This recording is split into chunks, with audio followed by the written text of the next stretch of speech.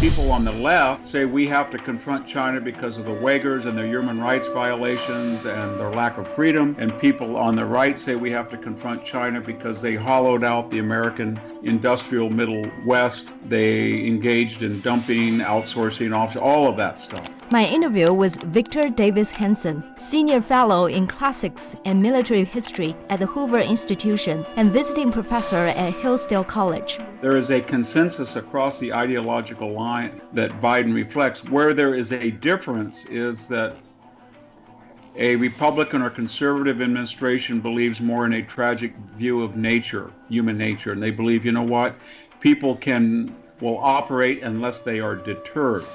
And deterrence is only possible when you're unpredictable and you're strong. Democratic administrations, and especially this one, have a therapeutic view of human nature. They believe that if you adopt the Sermon on the Mount and turn the other cheek, that magnanimity will be reciprocated in gratitude rather than taken advantage of cynically. And that's the difference. Where are those differences going to lead America? Will the Biden administration be able to hold the line on China? Professor Hanson, thank you very much for joining Zooming in China today. Thank you for having me. Okay, so there have been a lot of talks about the conflict between U.S. and China. Some people say this is a rising power taking on the declining power. Others say this is a freedom versus authoritarianism. And still others believe this is a nationalist against globalists. So what is the true nature of this grand conflict between these two nations in your eyes? Well, I reject the so-called Thucydides trap, and it's not about a rising power that an established power resents. I mean, Britain gave up a world empire and did not go to the war with the United States that replaced it in 1946, 7, 8, 50, all the way to Suez. The problem is that these two societies are antithetical. The Communist Party of China is not democratic. The United States has a constitutional republic. China has a long tradition of civilization, and the United States is a relatively new country, and it's based not on blood and soil. In other words, we have a multiracial, diverse, young population. China has a largely Chinese ethnic uniform population. China is in an area of the world where most of the countries that it borders are having problems with it.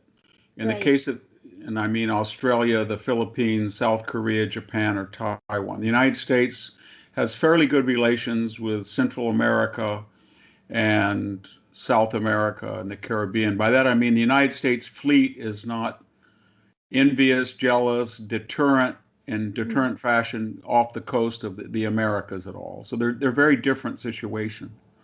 And then finally, the United States created a post-war order that was based on free commerce, world trade, World Bank, International Monetary Fund.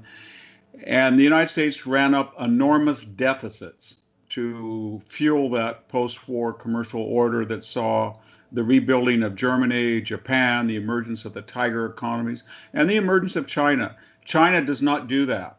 It does not have a trade deficit. It runs huge surpluses. It has copyright and patent infringement problems. It has accusations of dumping and currency fixation and irregularities. But people, whether they were neutrals or enemies or allies of the United States, did not accuse the United States of doing those things during its so-called ascendance after World War II.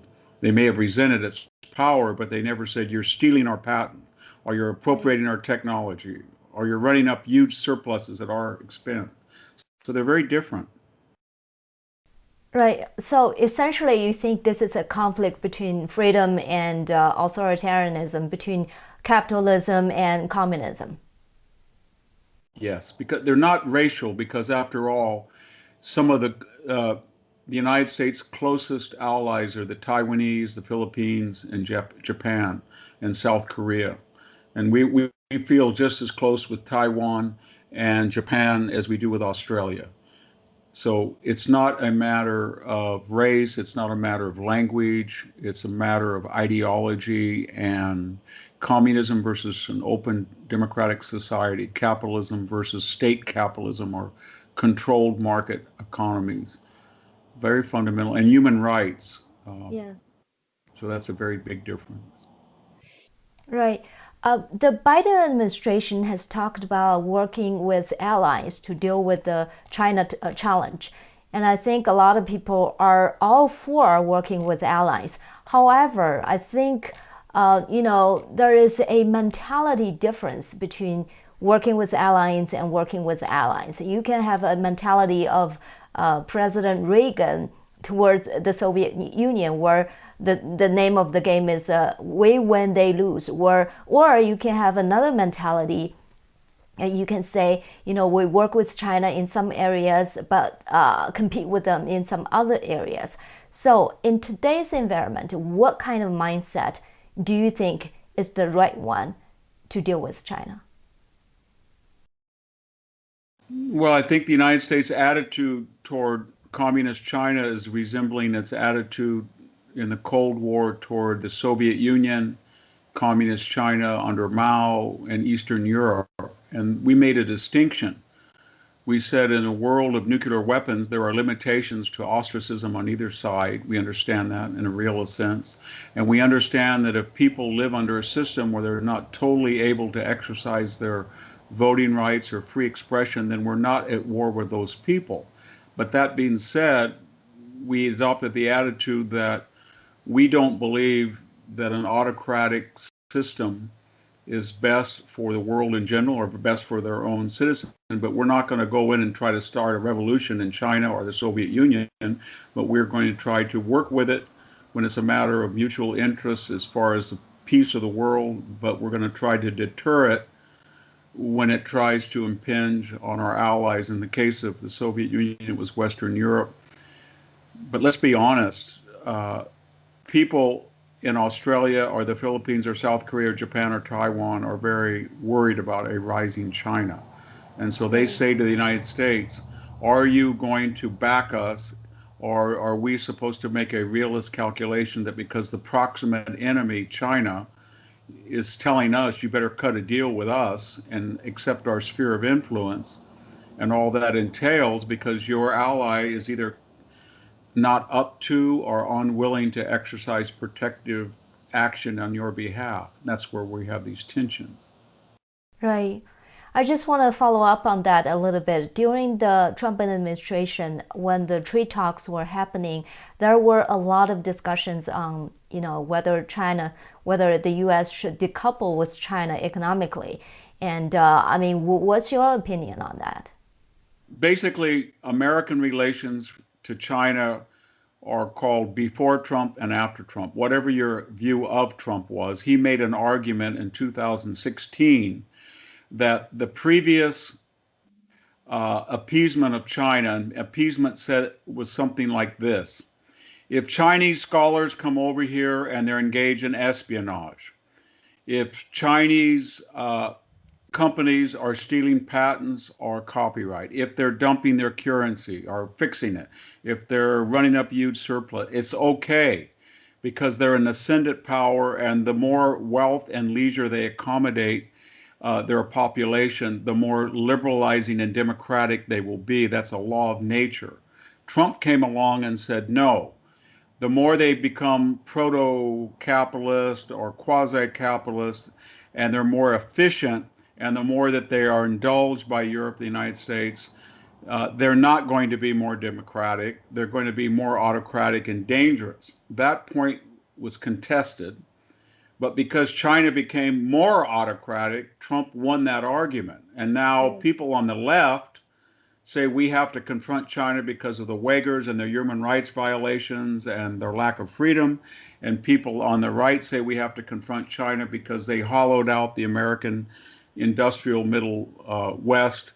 They engaged in dumping, outsourcing, all of that stuff. So there is a consensus across the ideological line that Biden reflects. Where there is a difference is that A Republican or conservative administration believes more in a tragic view of nature, human nature, and they believe, you know what, people will operate unless they are deterred.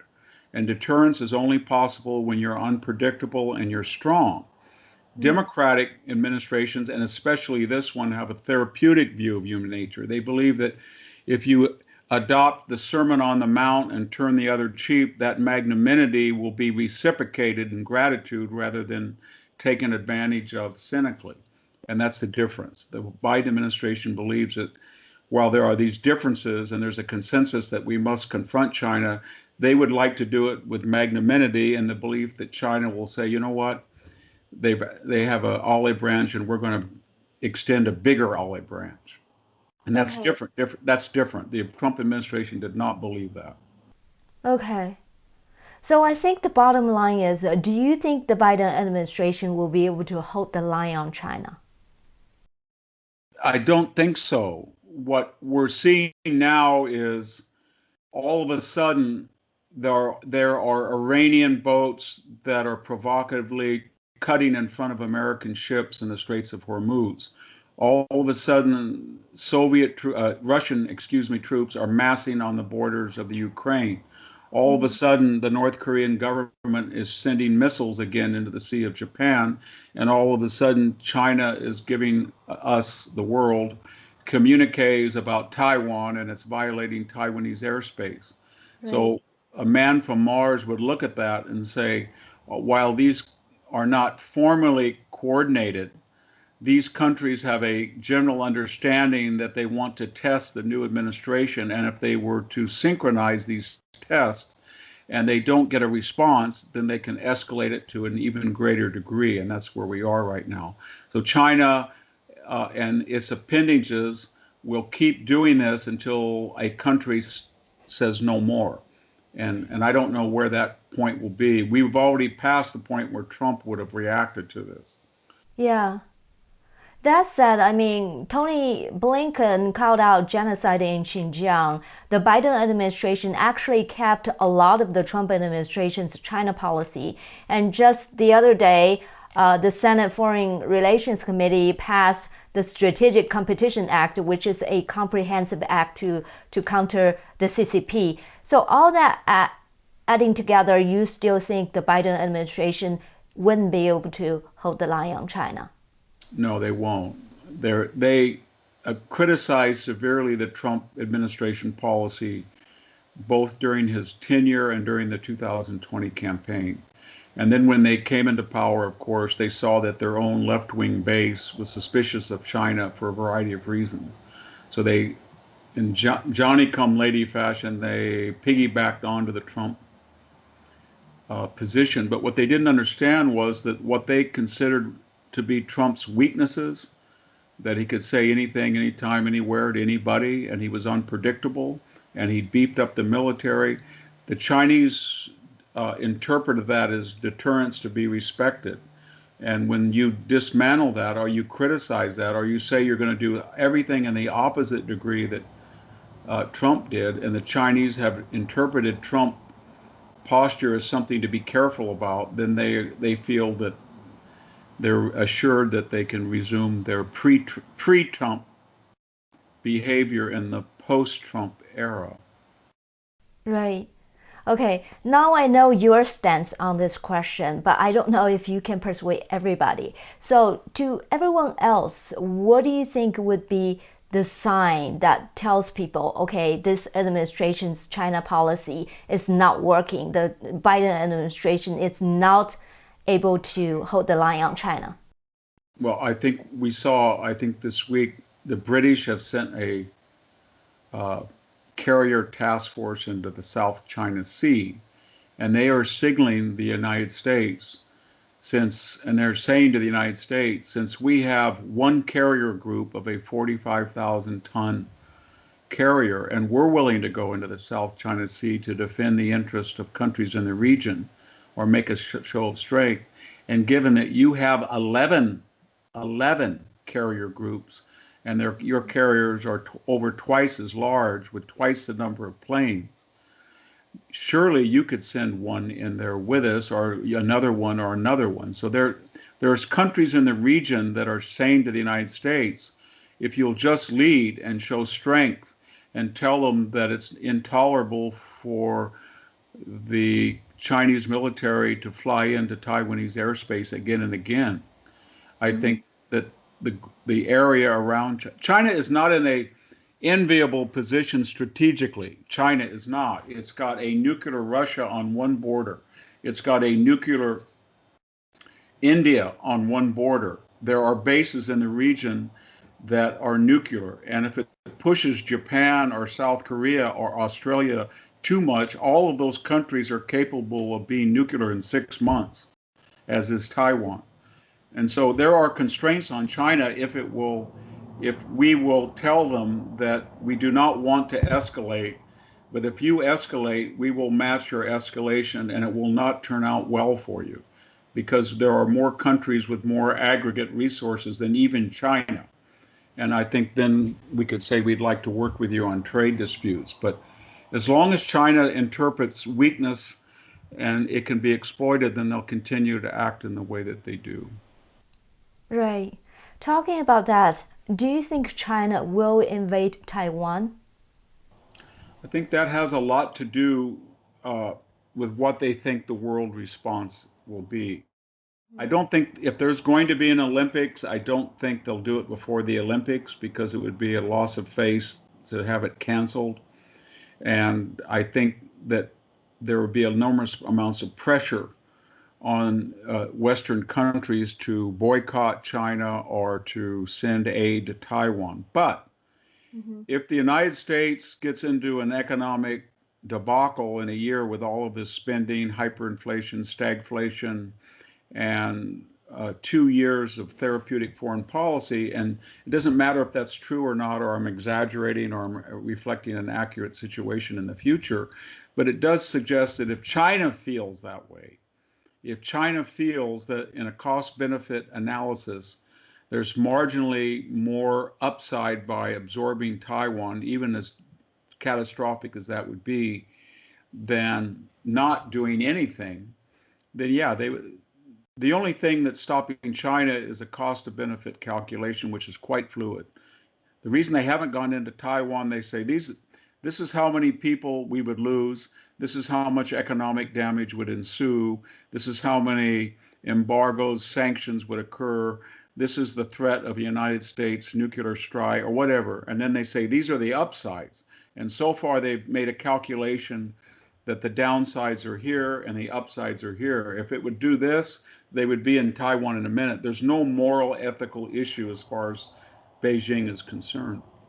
Right. By the way, how would America respond to a situation like that? I mean, China invade Taiwan. It's very ambiguous because if you read the American op-ed writers, we have never specified how would we react. Ever since the Nixon-Kissinger diplomacy of a two China and then a one China policy, we're not obligated by treaty to come to the existential defense of Taiwan should it be attacked. But if you look at what prominent people in the foreign uh, relations establishment have said, major Republican leaders, and what public opinion says, then it's very clear that there is a heartfelt empathy toward Taiwan. And how that would be expressed is not clear to anybody.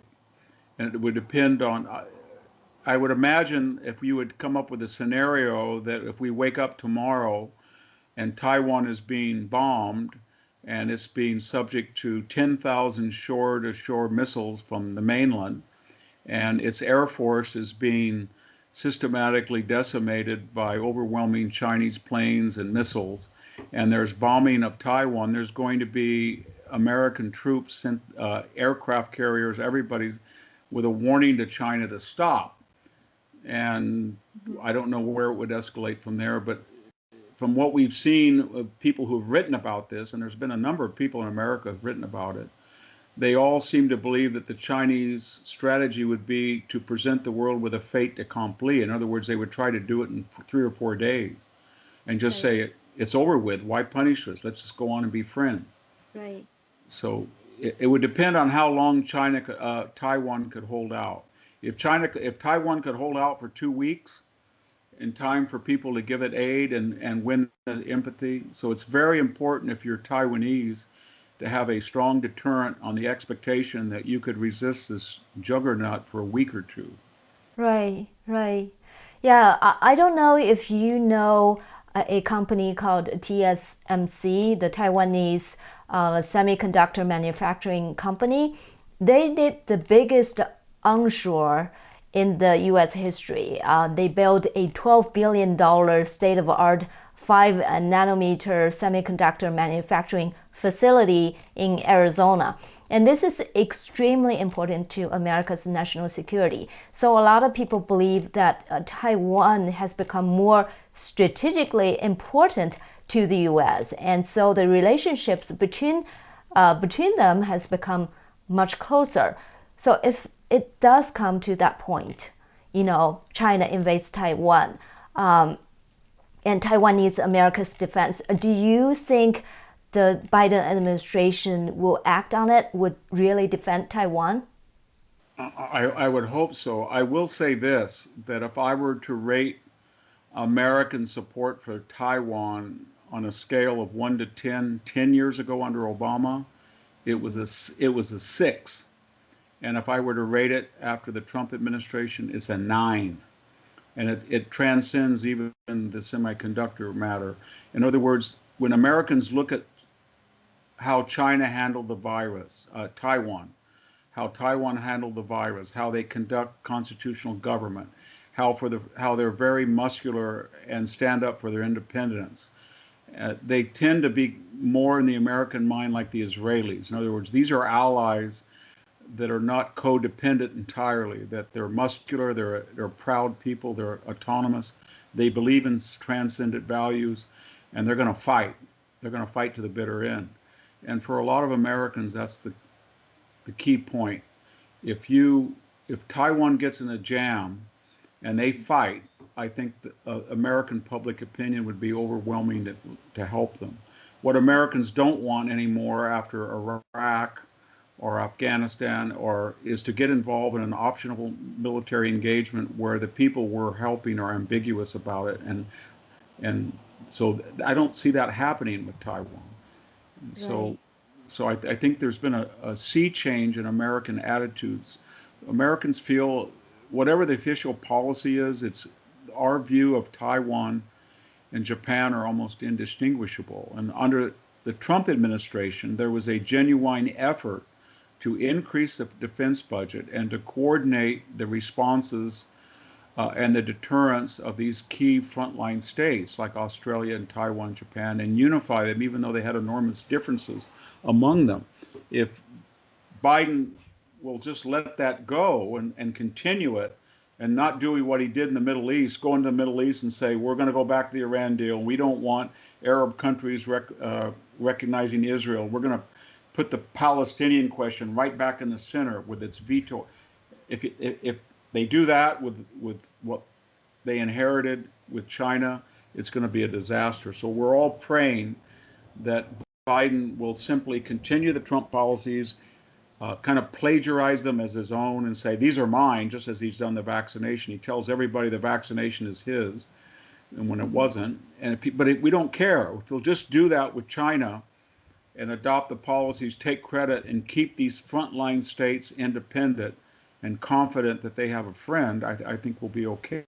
But I can't guarantee that's going to happen. This concludes our program for today. Please don't forget to like, share, and subscribe to our new channel, Zooming in China. We're still producing for the old channel, Zooming in with Simone Gao, but the China-related content will be our focus, so be sure to subscribe. You can also find us on Rumble, Gap, Parler, and Locals, and our intention is to bring you the best China coverage possible. And we do need your help to keep that quality going for the long run. You can help us by making a small donation. The donation link is underneath this video.